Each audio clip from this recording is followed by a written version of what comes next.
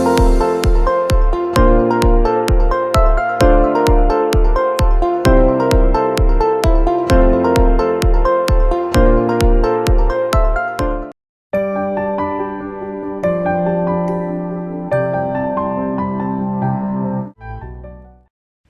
Friends, welcome to Amritha's diary.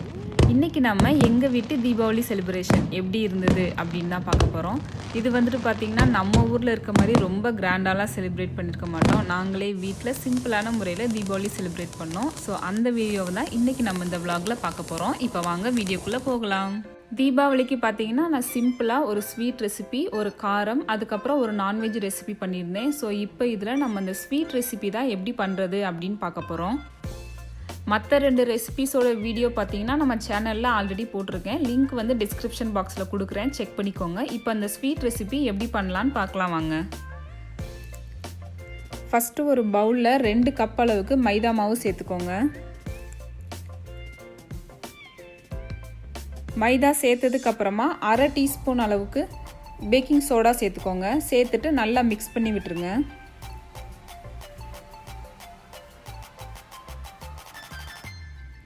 நல்லா mix பண்ணி விட்டதுக்கப்புறமா 1 table spoon sugar சேர்த்துக்கோங்க.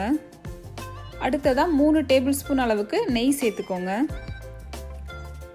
அடுத்தது பார்த்திங்கன்னா பால் வந்துட்டு கொஞ்சம் கொஞ்சமாக சேர்த்து நம்ம சப்பாத்திக்கு பிசைகிற பதத்துக்கு நல்லா பிசறி எடுத்துக்கோங்க. பால் வந்துட்டு ரொம்ப அதிகமாக சேர்த்துட வேண்டாம். பால் வந்துட்டு கொஞ்சம் கொஞ்சமாக சேர்த்து பிசறி எடுத்துக்கோங்க. மாவு பிசையும் போது பார்த்தீங்கன்னா ரொம்ப கெட்டியாகவும் இருக்கக்கூடாது, அதே நேரத்தில் ரொம்ப சாஃப்டாகவும் இருக்கக்கூடாது. அந்த பதத்துக்கு பிசறி எடுத்துக்கோங்க.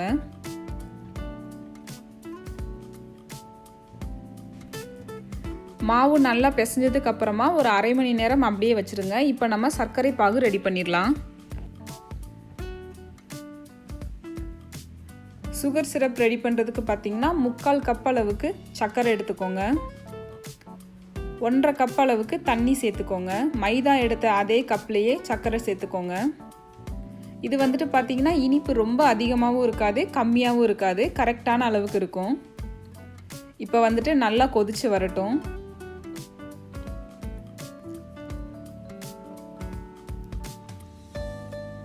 சர்க்கரை பாகு பார்த்தீங்கன்னா ரொம்ப வந்துட்டு அந்த கம்பி பதத்துக்கு வரணும் அப்படின்ற அவசியம் இல்லை. நீங்கள் கையில் தொட்டு பார்த்தீங்கன்னா நல்லா பிசு பிசுன்னு இருக்கணும், அந்த அளவுக்கு இருந்தாலே போதும்.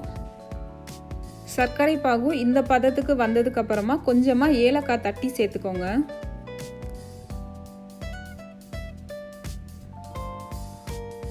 ஏலக்காய் சேர்த்ததுக்கு அப்புறமா நல்லா மிக்ஸ் பண்ணி விட்டுட்டு கேஸை ஆஃப் பண்ணிடுங்க. அவ்வளோதான், சர்க்கரை பாகு தயார் பண்ணியாச்சு.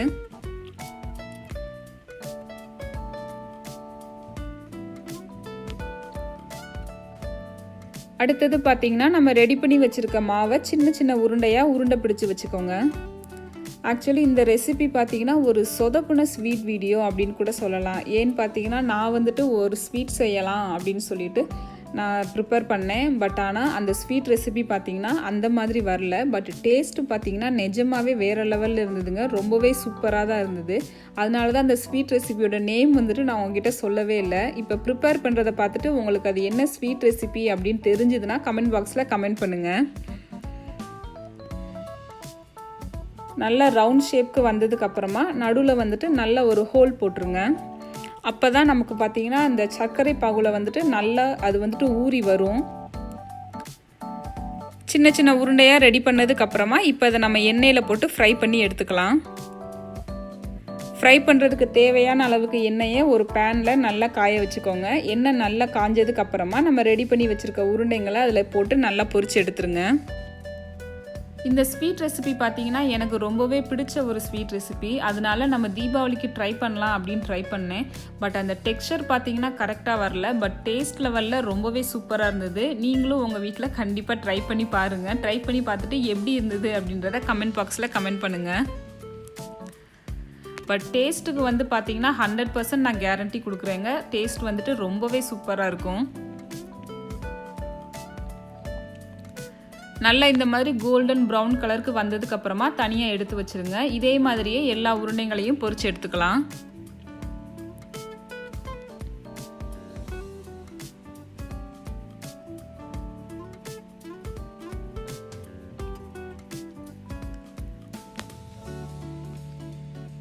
பொரிச்சு எடுத்ததுக்கு அப்புறமா அதே சூட்டோடைய சர்க்கரை பாகுல சேர்த்துருங்க. அப்பதான் வந்துட்டு சர்க்கரை பாகுல நல்லா ஊறி வரும். இல்லைன்னா சர்க்கரை பாகு வந்துட்டு உள்ள இறங்காது. அதனால நம்ம பொரிச்சு எடுத்ததோட அதே சூட்டோட அப்படியே போட்டுருங்க. எல்லாத்தையும் சேர்த்ததுக்கு அப்புறமா ஒரு 1 ஹவருக்கு அப்புறமா நீங்கள் சாப்பிட்டீங்கன்னா ரொம்பவே சூப்பராக இருக்கும். அது மட்டும் இல்லாமல் இதை நீங்கள் மறுநாளும் வச்சு சாப்பிட்டீங்கன்னா ரொம்பவே சூப்பராக இருக்கும். கண்டிப்பாக நீங்கள் ட்ரை பண்ணி பாருங்கள். அடுத்தது பார்த்தீங்கன்னா நான் டைமண்ட் சிப்ஸ் வந்துட்டு ரெடி பண்ணேன். ஒரு ஸ்வீட் பண்ணிட்டோம். ஸோ ஒரு காரம் வந்துட்டு கண்டிப்பாக பண்ணாதான் சாப்பிட்றதுக்கு நல்லாயிருக்கும். அதனால டைமண்ட் சிப்ஸ் வந்துட்டு பண்ணேன். இது வந்துட்டு ரொம்ப சீக்கிரமாகவே பண்ணக்கூடிய ஒரு ரெசிபி. அதே மாதிரி இது பார்த்திங்கன்னா நம்ம 1 மாதம் வரைக்கும் ஸ்டோர் பண்ணி வச்சு சாப்பிட்டுக்கலாம். ரொம்பவே சூப்பராக இருக்கும். வீடியோ பார்த்தீங்கன்னா ஆல்ரெடி நம்ம சேனலில் நான் அப்லோட் பண்ணியிருக்கேன். வீடியோவோட லிங்க் வந்து டிஸ்கிரிப்ஷன் பாக்ஸில் கொடுக்குறேன், செக் பண்ணிக்கோங்க. ஸோ அடுத்து என்ன ரெசிபி அப்படின்னு பார்த்தீங்கன்னா நான் நாட்டுக்கோழி பண்ணியிருந்தேன். தீபாவளி அப்படின்னாலே காலையில் இட்லியும் கறி குழம்பும் சாப்பிட்றது தான் பார்த்தீங்கன்னா ஸ்பெஷல்.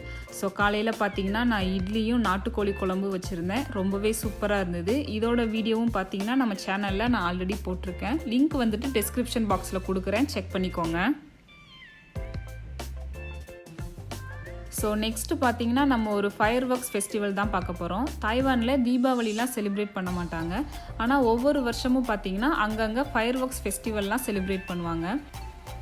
ஸோ இந்த இயர் பார்த்தீங்கன்னா அக்டோபர் மந்த் செலிப்ரேட் பண்ணாங்க. ஸோ நாங்கள் அந்த ஃபயர் ஃபெஸ்டிவலுக்கு போயிருந்தோம். அந்த அக்டோபர் மந்தில் பார்த்தீங்கன்னா கரெக்டாக அந்த வீக்கெண்டில் மட்டும் சாட்டர்டே சண்டேஸில் மட்டும் பார்த்தீங்கன்னா அந்த ஃபயர் ஒர்க்ஸ் வந்துட்டு போடுவாங்க. கண்டினியூஸாக ஒரு 10 நிமிஷம் 15 நிமிஷத்துக்கு கிராக்கர்ஸ் வந்துட்டு போட்டுகிட்டே இருப்பாங்க. அது வந்துட்டு பார்க்குறதுக்கு ரொம்பவே சூப்பராக இருக்கும். ஆனால் இந்த டைம் கோவிட் டைம் அப்படின்றனால ரொம்ப நேரம் போடாமல் வெறும் 3 மினிட்ஸ்க்கு மட்டும்தான் போட்டிருந்தாங்க. அதுவும் கரெக்டாக பார்த்தீங்கன்னா நாங்கள் தீபாவளிக்கு ஒரு வாரத்துக்கு முன்னாடி போயிருந்தோம். ரொம்பவே சூப்பராக இருந்தது பார்க்குறதுக்கு. இதுதான் பார்த்தீங்கன்னா அந்த ஃபயர் ஒர்க்ஸ் நடக்கிற இடம். அந்த ஃபயர் ஒர்க்ஸ் பார்த்தீங்கன்னா நைட்டு 8 o'clock ஸ்டார்ட் பண்ணுவாங்க அப்படின்னு சொன்னாங்க. நாங்கள் ஒரு 7:30க்கெலாம் போயிட்டோம். நைட்டு வந்துட்டு அந்த பிரிட்ஜ் பார்க்குறதுக்கு பார்த்தீங்கன்னா ரொம்பவே சூப்பராக இருந்தது. இது வந்துட்டு பார்த்தீங்கன்னா ஒரு ஹார்பர் ஏரியா. ஸோ இதில் பார்த்தீங்கன்னா கடலில் தான் ஒரு சின்ன போட்டில் வச்சு இந்த கிராக்கர்ஸ் வந்துட்டு போட்டாங்க. பார்க்குறதுக்கு ரொம்பவே கலர்ஃபுல்லாக இருந்தது. நீங்களும் பார்த்து என்ஜாய் பண்ணுங்கள்.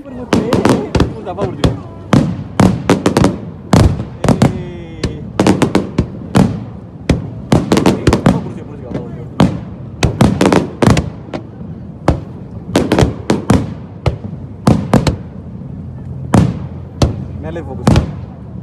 ஒன்று மேலே போடுறாங்க, ஒன்று கீழே போடுறாங்க. நானா பிடிச்சிருந்தேன்.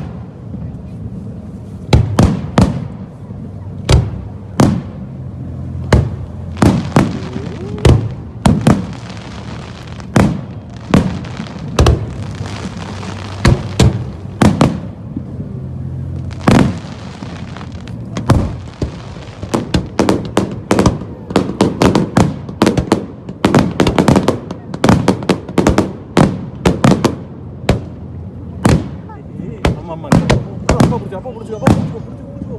அப்பா பிடிச்சி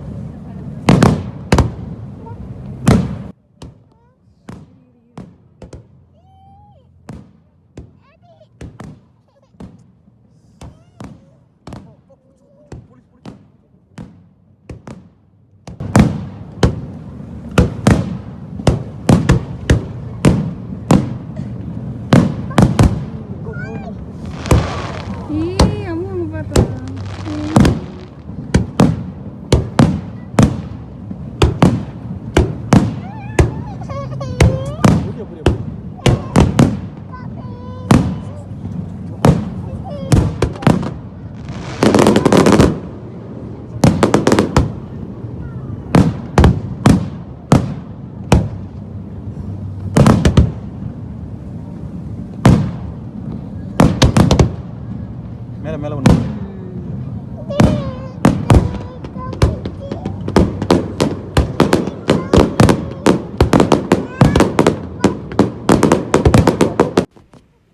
இந்த ஃபயர் ஒர்க்ஸ் பார்த்தீங்கன்னா ஆக்சுவலி இந்த டைம் தான் ரொம்ப கம்மியாக வந்துட்டு ஃபயர் ஒர்க்ஸ் போட்டது. ஒரு 3 மினிட்ஸ் தான் போட்டாங்க. மற்ற டைம்லாம் பார்த்தீங்கன்னா 10 நிமிஷம் 15 நிமிஷம் அந்த மாதிரி போடுவாங்களாம். இதுவே பார்க்குறதுக்கு ரொம்ப சூப்பராக இருந்தது.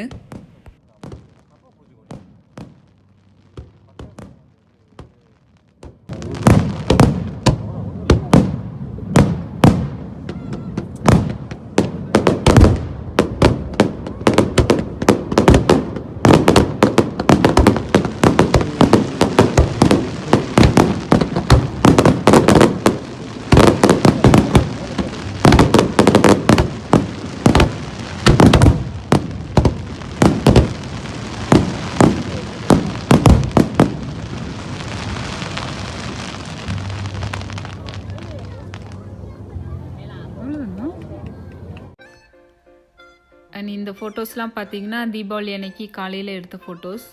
ஆக்சுவலி எங்களுக்கு பார்த்தீங்கன்னா தீபாவளி அப்படின்னு சுத்தமாக தோணவே இல்லை. ஏன்னா நம்ம ஊர் அப்படின்னா தீபாவளி அப்படின்னா ஃபுல்லாக வெறும் பட்டாசு சத்தமாக கேட்டுட்ருக்கோம். இங்கே அப்படியே ஃபுல்லாக அமைதியாகவே இருந்தது.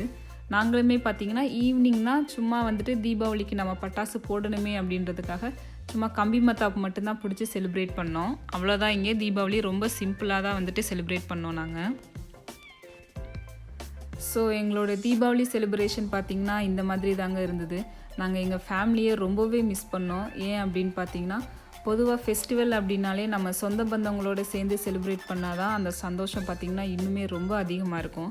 ஸோ இந்த டைமில் பார்த்திங்கன்னா நாங்கள் எங்கள் ஃபேமிலியை ரொம்பவே மிஸ் பண்ணோம். பட் எங்கள் பாப்பா பார்த்திங்கன்னா ரொம்ப நல்லா என்ஜாய் பண்ணா. அவள் வந்துட்டு சுத்தமாக பயப்படவே இல்லை, நல்லா வந்துட்டு என்ஜாய் பண்ணாவ. இந்த கம்பி மத்தாப்பு எல்லாமே பிடிச்சதுக்கப்புறமா பார்த்தீங்கன்னா அவள் அந்த இடத்த விட்டுட்டு வரவே மாட்டேன்ட்டா. மறுபடியும் இன்னும் போடணும் அப்படின்னு சொல்லிட்டு அந்த இடத்த விட்டுட்டு வரவே மாட்டேன்ட்டா. ஒரே அழுக. ரொம்ப கஷ்டப்பட்டுட்டு தான் அவளை நாங்கள் வீட்டுக்கு கூட்டிகிட்டு போனோம்.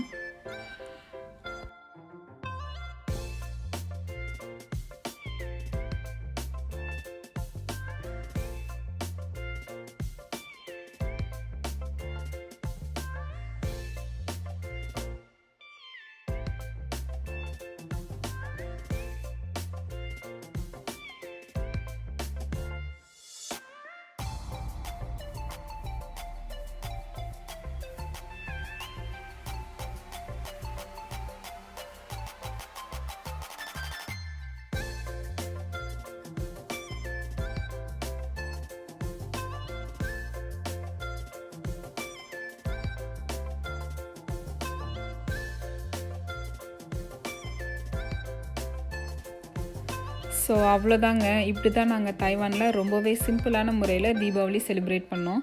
அண்ட் இந்த வீடியோ உங்களுக்கு பிடிச்சிருக்கும் அப்படின்னு நினைக்கிறேன். வீடியோ உங்களுக்கு பிடிச்சிருந்தா லைக் பண்ணுங்கள். எப்படி இருந்துச்சு அப்படின்றத கமெண்ட் பாக்ஸில் கமெண்ட் பண்ணுங்கள். நான் போடுற அடுத்தடுத்த cooking videos and vlog videos எல்லாமே நீங்கள் உடனே பார்க்கணும் அப்படின்னு நினச்சிங்கன்னா மறக்காமல் அமிர்தாஸ் டைரி சேனலை சப்ஸ்கிரைப் பண்ணுங்கள்.